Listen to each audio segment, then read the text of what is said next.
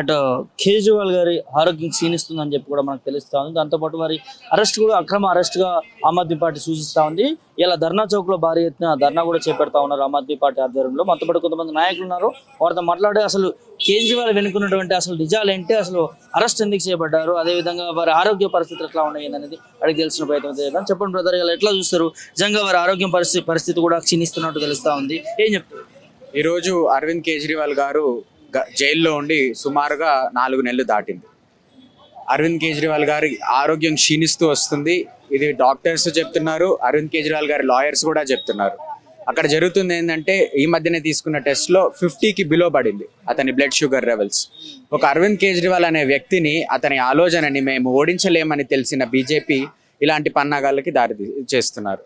అతన్ని జైల్లో పెట్టి అతని ఆరోగ్యంతో ఆడుకొని అతన్ని ఎలాగలగా జైల్లోనే చంపే ప్రయత్నం చేస్తున్నారు అనే మేము ఈరోజు ఆమ్ ఆద్మీ పార్టీ ఇండియా అలయన్స్ తరపున ఇక్కడ ధర్నా చౌక్ దగ్గర ధర్నా చేస్తున్నాము.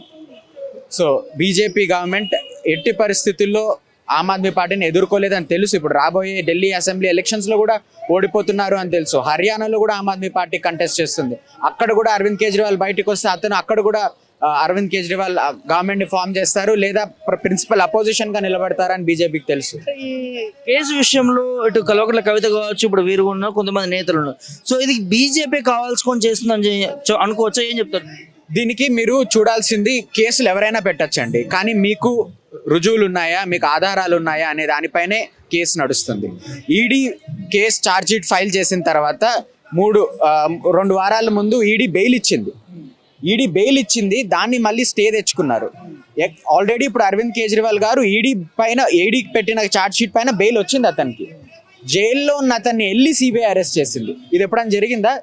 అరెస్ట్ అయిన అతన్ని మళ్ళీ ఇంకొకరు అరెస్ట్ చేయడం అంటే, ఈడీతో చేసింది అయిపోయింది, ఇప్పుడు సిబిఐతో మళ్ళీ దర్యాప్తు చేయాలంటున్నారు. అంటే ఈడీతో చేసిన దర్యాప్తు తప్పు ఒప్పుకుంటున్నారు కదా, మరి సిబిఐతో ఏం దర్యాప్తు చేస్తారు? అదే దర్యాప్తు ఇప్పుడు సిబిఐ చేస్తుంది. సిబిఐ అయిపోయాక మళ్ళీ ఢిల్లీ పోలీస్ చేస్తుంది. ఒకరు పోతే ఒకరు చేస్తూనే పోతుంటే ఇది దర్యాప్తా, కక్ష సాధింప? దానికి ఆన్సర్ ఇవ్వాలి మీరు. అంటే ఈడీ విషయంలోనే తెలిసిపోయింది మనకి ఈ కేసు అనేది కొట్టివేసి. క్లియర్ కట్ గా ఈడీ చెప్పింది ఏంటి అంటే, అరవింద్ కేజ్రీవాల్ గారి వ్యతిరేకంగా ఎలాంటి ఆధారాలు లేవు. మీరు కేవలం ఒక శరత్ చంద్రారెడ్డి అనే అతని ఇచ్చిన వాన్మూలాన్ని పట్టుకొని, అతని ఇచ్చిన స్టేట్మెంట్ ని పట్టుకొని ఎలా అరెస్ట్ చేయగలుగుతారు? ఇప్పుడు నేను చెప్తా, నరేంద్ర మోడీ అవినీతి పరుడు, వెళ్ళి అరెస్ట్ చేయండి, చేయలేరు కదా అట్లా. మరి అలాంటప్పుడు నేను ఒక ఆధారం ఇస్తేనే అతన్ని అరెస్ట్ చేయాలి, అతన్ని ఇంట్రాగేట్ చేయాలి, ఇన్ని రోజులు జైల్లో పెట్టాలి. అలాంటిది ఏదీ లేకుండా కేవలం ఒకరు స్టేట్మెంట్ ఇచ్చారు. ఆయన ఆ స్టేట్మెంట్ ఇచ్చిన అతను స్టేట్మెంట్ ఇచ్చిన మరుసటి రోజు అతనికి బెయిల్ వచ్చింది. దాని మరుసటి రోజు అతను 50 కోట్లు బీజేపీకి ఎలక్టోరల్ బాండ్స్లో ఇచ్చారు. మరి అది లేదే మీ దర్యాప్తులో, మరి అతన్ని చేర్చలేదే మీరు ఛార్జ్ షీట్లో.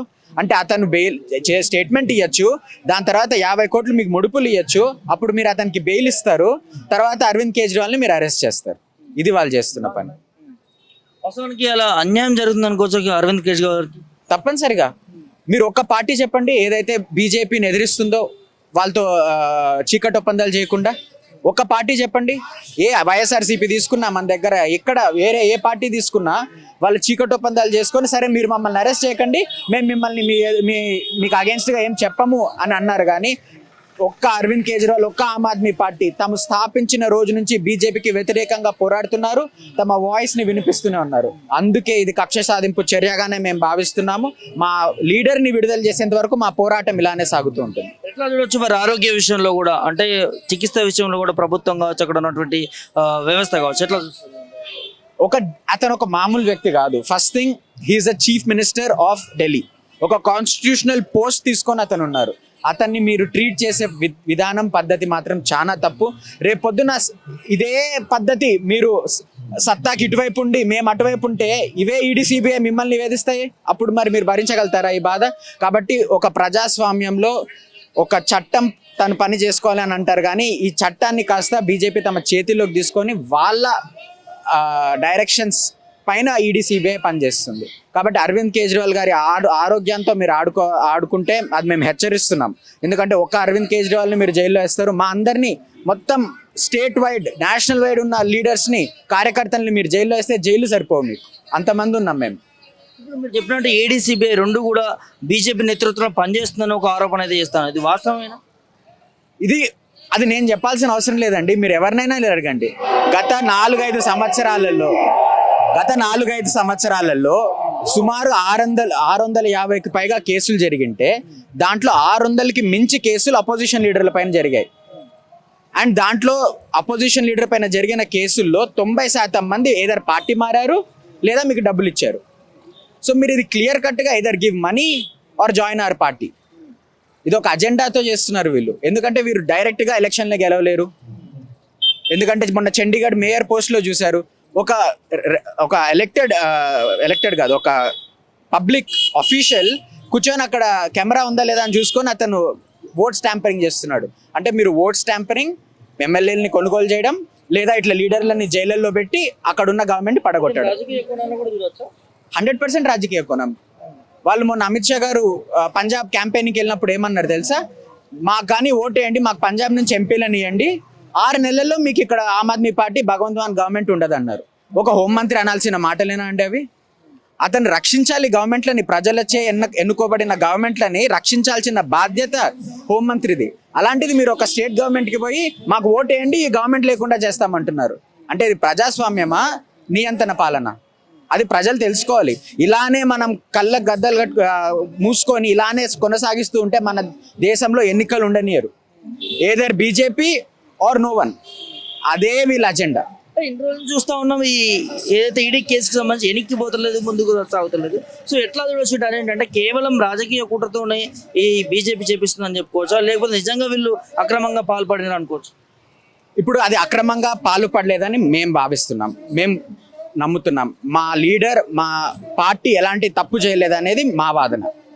మీ ఈడీ సిబిఐకి ఎలాంటి వాదన అయినా ఉండొచ్చు, కానీ మీరు అది రుజువు చేయండి. మీ వాదన ఎలా మీరు నిజమని చెప్పగలుగుతారు? ఎలాంటి ఆధారాలు లేనిది కేవలం ఒక ర్యాండమ్ ఎక్కడో ఒక ఆంధ్రప్రదేశ్లో ఎక్కడో ఒంగోలు నుంచి వచ్చిన వ్యక్తి మీకు ముడుపులు ఇచ్చే ముందు ఇచ్చిన స్టేట్మెంట్ని మీరు తీసుకొని ఇతను తప్పు చేశాడని మీరు ఎలా చెప్పగలుగుతారు? ఎలాంటి మనీ ట్రైల్ అంటే డబ్బు ఇక్కడి నుంచి అక్కడికి మారింది, దాని రుజువు, దాని సబూత్ అంటే దాని ఆధారం మా దగ్గర ఉంది అనేది మీరు చూపిలేకపోతున్నప్పుడు అది నేను చెప్పాల్సిన అవసరం లేదు. అది క్లియర్ కట్గా ఎవిడెన్స్లో వాళ్ళు పెట్టట్లేదు కాబట్టి అది తప్పుడు కేసు అనే అర్థం చేసుకోవాలి. ఏం చెప్తారు ఓవరాల్గా రానున్న రోజుల్లో మీ ఉద్యమాన్ని కానీ లేకపోతే మీ కార్యాచరణ కానీ ఇదే విధంగా కేంద్ర ప్రభుత్వం కావచ్చు ముందుకు కొనసాగితే ఈడీ కేసుకు సంబంధించి ఏం చెప్తారు?